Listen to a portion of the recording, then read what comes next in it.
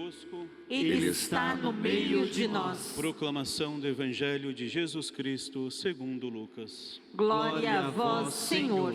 Naquele tempo, os fariseus e os mestres da lei disseram a Jesus: os discípulos de João e também os discípulos dos fariseus jejuam com frequência e fazem orações, mas os teus discípulos comem e bebem.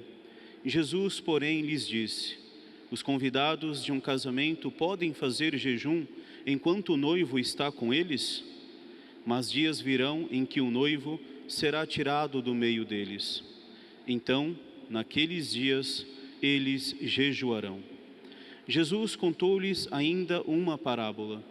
Ninguém tira retalho de roupa nova para fazer remendo em roupa velha, senão vai rasgar a roupa nova, e o retalho novo não combinará com a roupa velha. Ninguém coloca vinho novo em odres velhos, porque senão o vinho novo arrebenta os odres velhos e se derrama, e os odres se perdem. Vinho novo deve ser colocado em odres novos, e ninguém, depois de beber vinho velho, deseja vinho novo, porque diz: o velho é melhor. Palavra da salvação. Glória a vós, Senhor.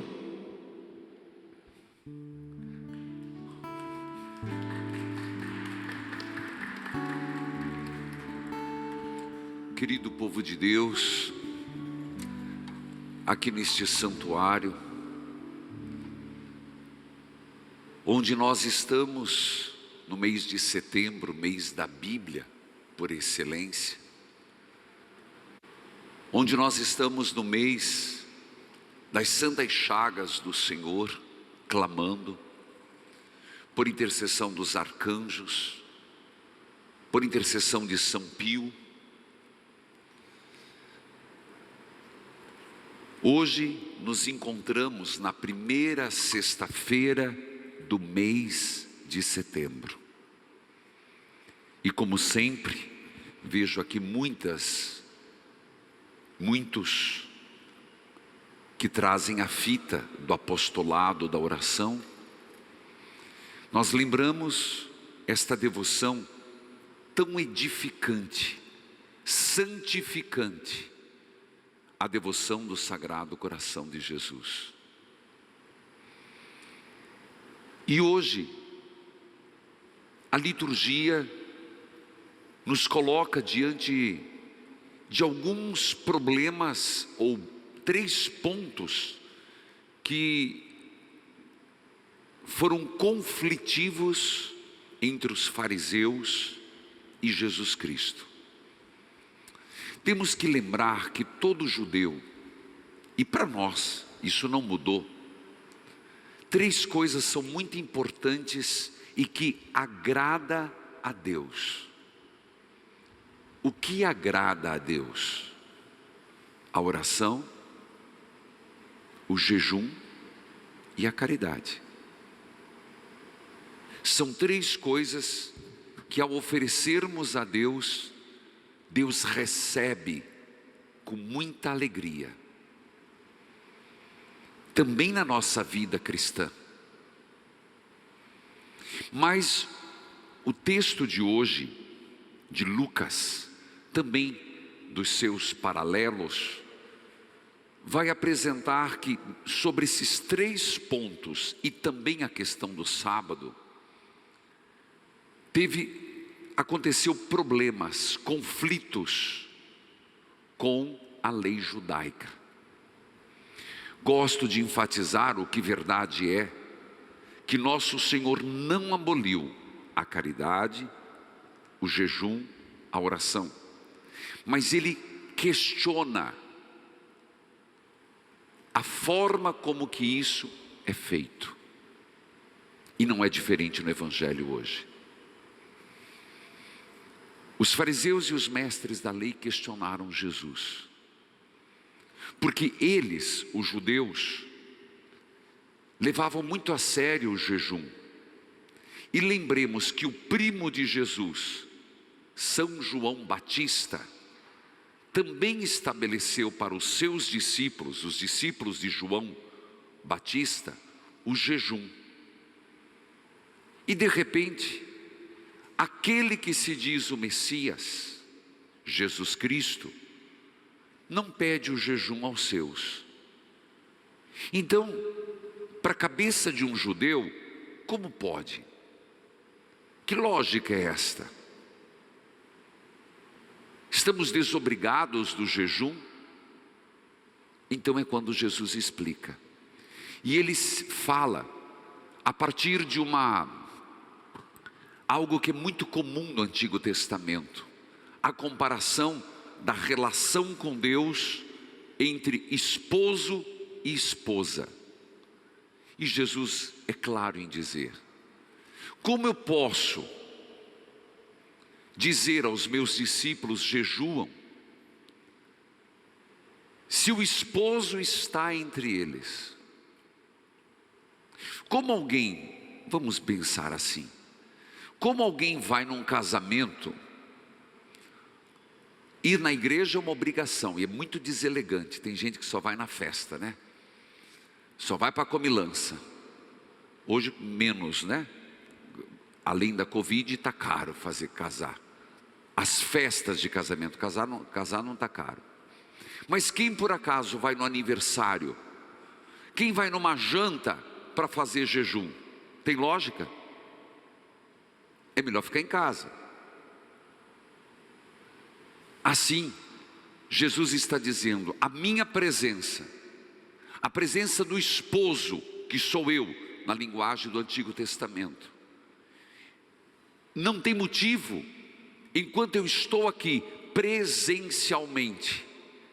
Aquele que era esperado chegou, aquele que foi anunciado chegou, o Messias está entre vós, não há por que jejuar, mas dias virão, e é o tempo nosso da igreja, é este tempo da igreja, em que apesar de sabendo que o Senhor está conosco, Ele está ausente, não visivelmente, e por isso estamos no tempo do jejum.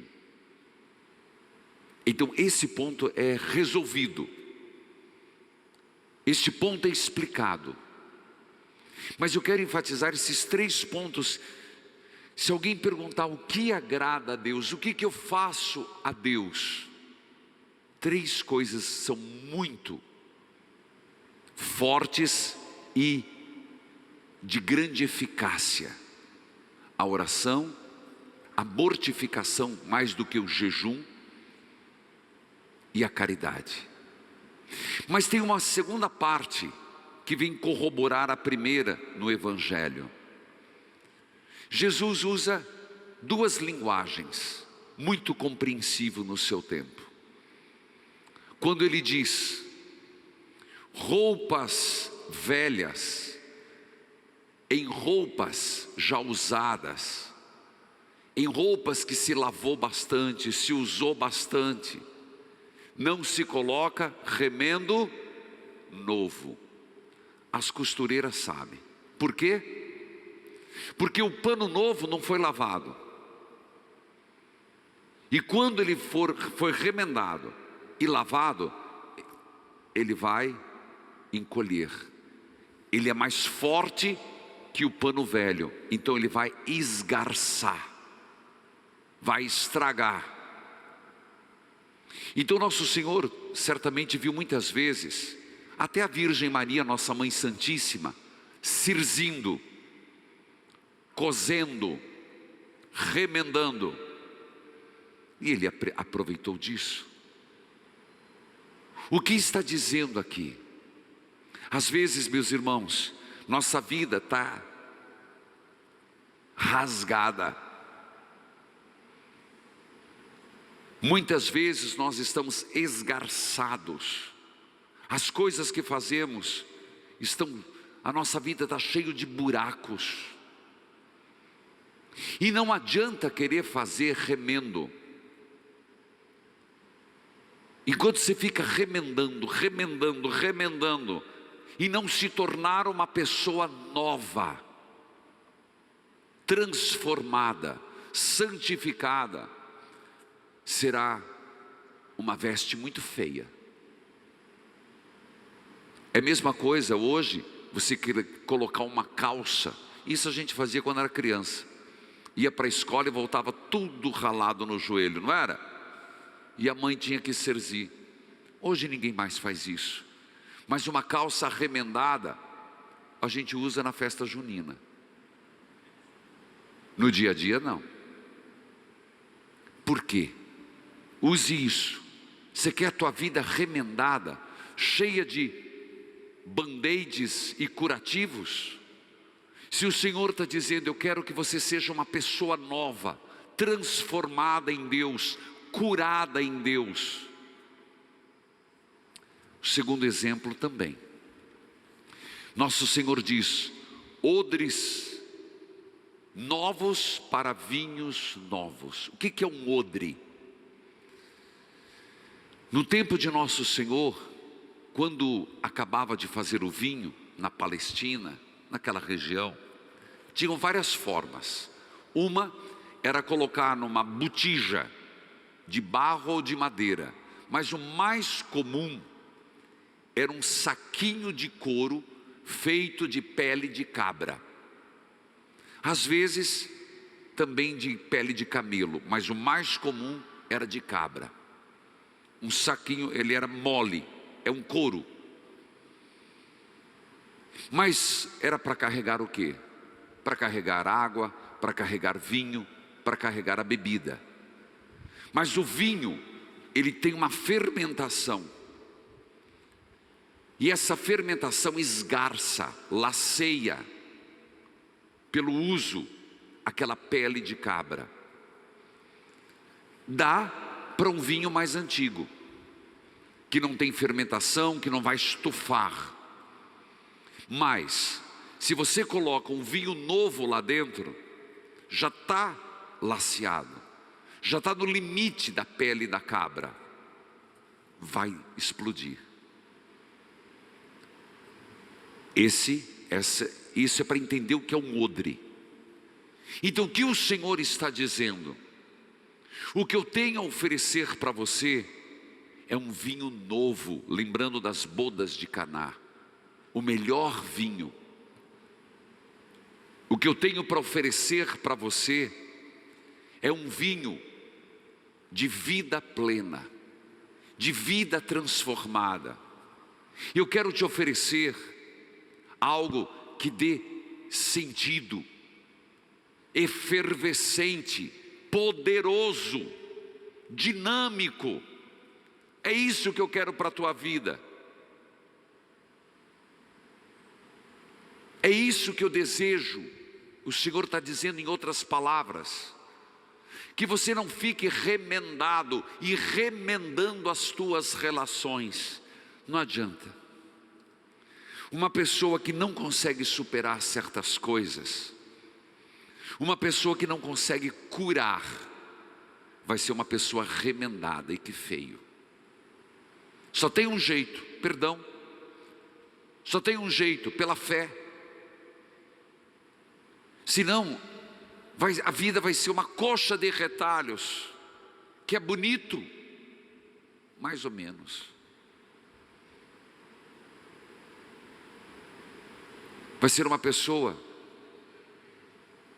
que nunca vai ter aquela gana, não vai ter aquela ação do Espírito Santo. O Espírito Santo é efervescente, é dinâmica, é saborosa, é na vida da pessoa uma oportunidade de fazer nova todas as coisas. Esse é o vinho novo. Na comparação do Evangelho, diferente do que a gente pode dizer, eu não vou entrar em detalhes. Sabemos que o vinho melhor é o vinho mais antigo, o decantado, o amadurecido, o mais suavizado. Mas aqui no contexto de Jesus, lembrando das bodas de Caná, acabou o vinho e Jesus transformou água em vinho.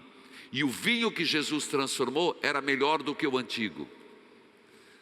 Deus é contraditório, nos pega no diferente. Eu te pergunto, tua vida está remendada? Tuas relações estão remendadas? Aceita o Senhor que mude? Uma veste nova, uma família nova, um casamento novo. O teu interior perdeu o gosto pela vida? Nesse contexto, é um vinho sem sabor. Mas o Senhor quer te dar um vinho novo. Ele é o vinho. Hoje também se celebra São Gregório Magno, um homem, impressionante a história dele. E ele teve essa transformação em Deus. O tempo que ele viveu, um tempo muito difícil, já podemos dizer que é baixo Império Romano.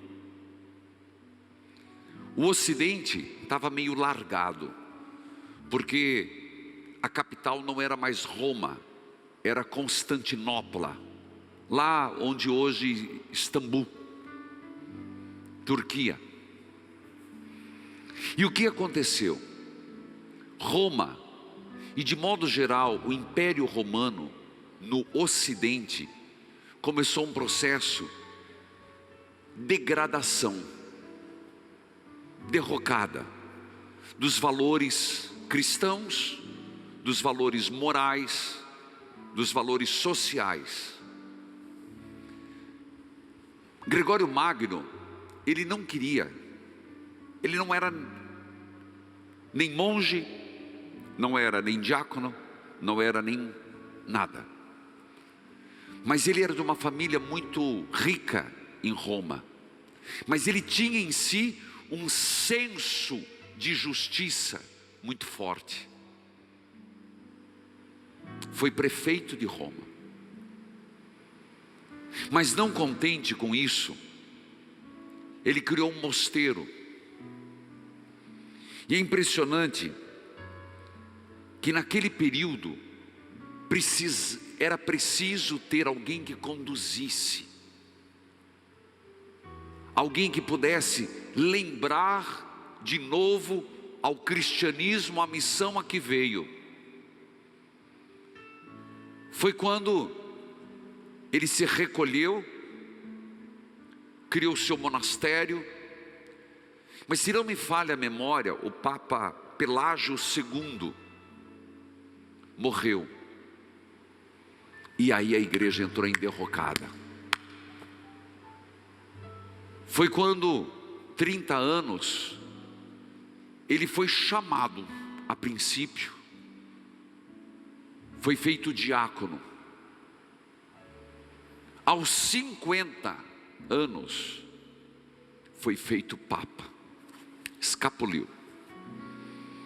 Se escondeu no meio do mato. Não queria. Mas obedeceu, voltou. E foi um papa de uma envergadura impressionante. Um homem que tem um dos melhores textos sobre o comentário do livro de Jó. É dele a frase que eu gosto muito, que a palavra de Deus cresce aos olhos de quem vê, de quem lê. E é verdade, eu sou testemunha disso. Nós padres, os textos nos caem todo dia. Mas eu digo para você que acontece comigo na Lexio Divina, no rádio, na TV. O mesmo texto, o mesmo salmo, naquele dia, parece que a letra cresce. Eu lembro sempre deste santo de hoje. A palavra de Deus cresce aos olhos daquele que lê. E cada leitura é uma diferenciada. São Gregório Magno também, sobre isso ele diz: agora já vou parafrasear, que quando nós lemos a Bíblia acaba sendo um espelho de nossa alma. Olha que lindo. Mostra os encantos e as belezas, mas também, sem qualquer receio, mostra nossas imperfeições e abominações. São Gregório Magno foi o homem que se deixou usar. Ele não ficou remendando a vida dele. Como Papa, foi o homem que mais mandou missionários para todo o antigo Império Romano, Espanha e outras regiões. Um homem que se deixou usar, morreu com 64 anos e foi declarado magno. Magno que quer dizer grandioso, magnânimo, magnífico. No quê? No vinho novo que ele se tornou em Cristo. Meus irmãos, é só se deixar usar por Deus. É só se deixar usar por Deus. Ele faz. Volto à pergunta: você quer uma vida de remendos? Cedo ou tarde vai estragar, viu? Vai esgarçar. Insista nisso.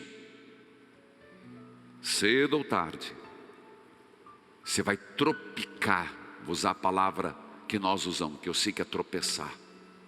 Você vai trupicar. E não só vai rasgar teu joelho, vai quebrar teu nariz empinado.